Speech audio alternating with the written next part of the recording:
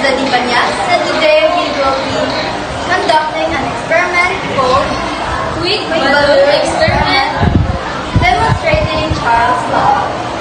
So, the materials that we are going to need here are paper, balloon, a tumbler full of cold water, and hot water, of course glasses, gloves.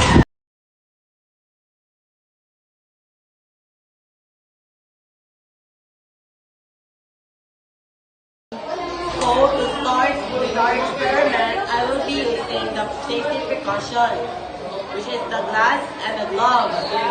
So the first step, we will start with the cold water. To start with, we will pour the cold water in the dipper with the balloon inside. So we will stir the balloon with the cold water and see the outcome. We will dip it in for like a few minutes and we'll see the result. As you can see, with our balloon, the balloon shrunk. It shrunk by a little bit. So let's move to our second experiment, which is the hot water. First, we will dip the balloon. We will dip the balloon in hot water.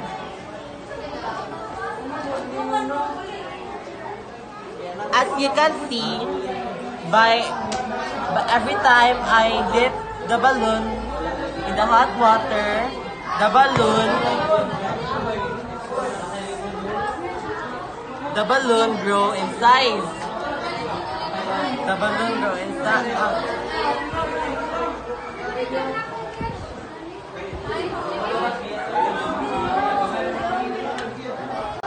As you can see, the hot water balloon expanded in size.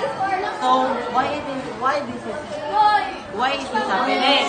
So because when the balloon is in hot water, the air inside heats up, increasing its volume and making the balloon expand. But when placed in cold water, the air inside cools down, decreasing its volume and making the balloon shrink.